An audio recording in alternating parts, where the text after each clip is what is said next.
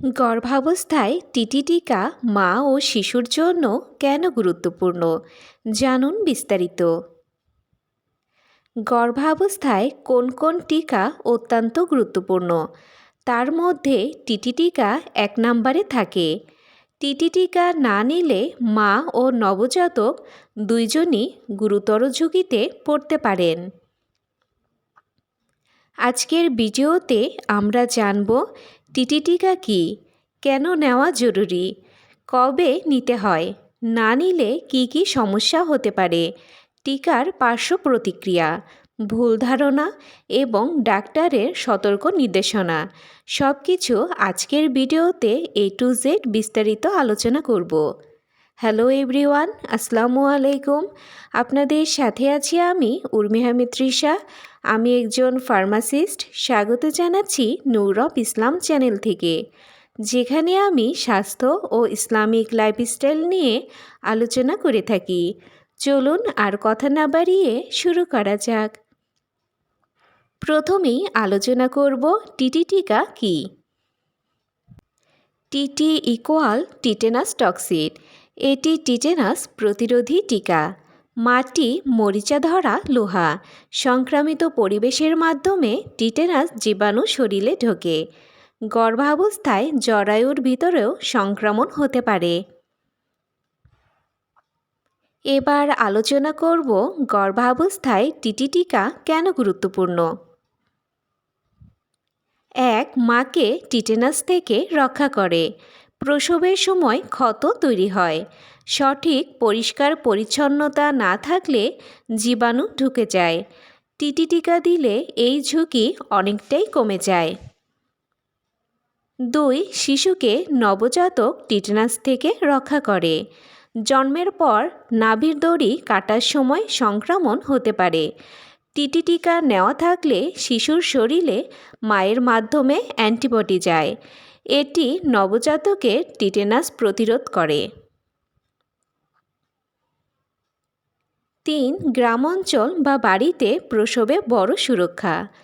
অনেক সময় সম্পূর্ণ স্টেরাইল পরিবেশ থাকে না, তাই এই টিকা অত্যন্ত কার্যকর। চার, নিরাপদ মাতৃত্বের অন্যতম প্রধান অংশ। WHO এবং স্বাস্থ্য অধিদপ্তর টিটি টিকা বাধ্যতামূলক করেছে। এবার দেখে নেওয়া যাক টিটি টিকার ডোজ কবে নিতে হয়। সাধারণত প্রথম ডোজ TT1 গর্ভাবস্থার প্রথম 3 মাসে। দ্বিতীয় ডোজ TT2 প্রথম টিকার 4 সপ্তাহ পরে। কেন দ্বিতীয় ডোজ? প্রথম ডোজ প্রতিরোধ ব্যবস্থা তৈরি করে। দ্বিতীয় ডোজ দীর্ঘমেয়াদী সুরক্ষা নিশ্চিত করে। মা আগেই টিকা নেওয়া থাকলে, আগের 3 বছরে 2 ডোজ। টিটি থাকলে পুনরায় একটি বুস্টার টিকা নিলেই চলবে। এবার আলোচনা করব টিটি টিকা না নিলে কি কি ঝুঁকি হতে পারে। প্রথমেই মায়ের ঝুঁকি।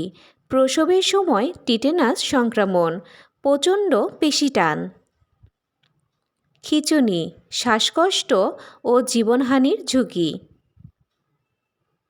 শিশুর ঝুঁকি, নবজাতকের টিটেনাস, বুকের দুধ খেতে না পারা, খিঁচুনি, উচ্চ মৃত্যুহার, বিশেষ করে 28 দিনের মধ্যে। এবার দেখে নেওয়া যাক টিটি টিকার সাধারণ পার্শ্ব প্রতিক্রিয়া। এগুলো স্বাভাবিক এবং 1 থেকে 2 দিনের মধ্যেই ঠিক হয়ে যায়। ইনজেকশনের স্থানে ব্যথা, হালকা জ্বর, শরীর ক্লান্ত লাগা, বাহুতে ব্যথা।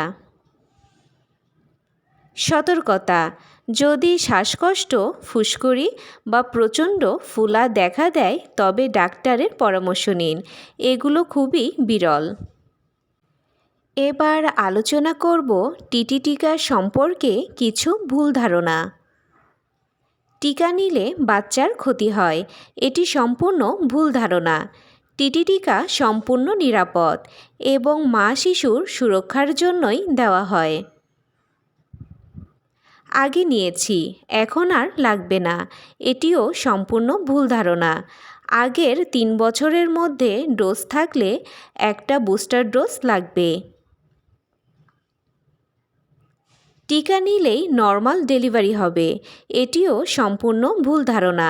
টিটি টিকা মূলত সংক্রমণ প্রতিরোধ করে, ডেলিভারির ধরন নির্ধারণ করে না। এবার আলোচনা করব টিকা নেওয়ার আগে ও পরে কি করবেন। টিকা নেওয়ার আগে স্বাভাবিক খাবার খাবেন, পানি পান করে যাবেন। হাতে কোনো ইনফেকশন বা অ্যালার্জি থাকলে ডাক্তারকে বলবেন।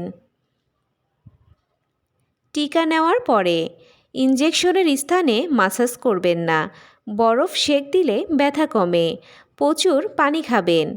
অতিরিক্ত ব্যথা বা ফোলা হলে ডাক্তারকে জানাবেন। এবার দেখে নেওয়া যাক WHO ও ডাক্তারের পরামর্শ। Every pregnant women must take TT vaccine. নিরাপদ মাতৃত্ব কর্মসূচির প্রধান অংশ। টিকা 100% নিরাপদ। শিশুর প্রথম ইমিউন সুরক্ষা মায়ের টিটি টিকার মাধ্যমেই তৈরি হয়। এবার দেখব গর্ভবতী মায়েরা সাধারণত যে প্রশ্নগুলো করে থাকেন। প্রশ্ন 1, টিটি না নিলে কি সব মায়েরই টিটেনাস হয়? এই প্রশ্নের উত্তরে বলবো না, তবে ঝুঁকি থাকে এবং এটি জীবনঘাতী হতে পারে। প্রশ্ন 2, টিকা কি পেটে থাকা বাচ্চার ক্ষতি করে? এই প্রশ্নের উত্তরে বলবো কখনোই না, বরং শিশুকে সুরক্ষা দেয়। প্রশ্ন 3, টিকা নেওয়ার পর হাত ব্যথা করা কি স্বাভাবিক? এই প্রশ্নের উত্তরে বলবো হ্যাঁ, 1 থেকে 2 দিনে ঠিক হয়ে যায়। প্রশ্ন 4, ডায়াবেটিক্স বা প্রেশার থাকলে নিতে পারবো? এই প্রশ্নের উত্তরে বলবো হ্যাঁ, নিতে পারবেন, তবে ডাক্তারকে জানিয়ে নিন। গর্ভাবস্থায় টিটি টিকা মা ও শিশুর জন্য জীবন রক্ষাকারী একটি টিকা। এটি শুধু আপনার নয়, আপনার শিশুর প্রথম প্রতিরক্ষা। তাই টিকা দেওয়া কখনোই বাদ দেবেন না। ভিডিওটি ভালো লাগলে একটা লাইক দিতে ভুলবেন না।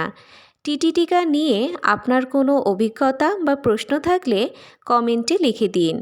আর এমন আরও তথ্য পেতে চ্যানেলটি সাবস্ক্রাইব করে পাশে থাকুন। আজকের মতো এই পর্যন্তই। সবাই ভালো থাকবেন, সুস্থ থাকবেন।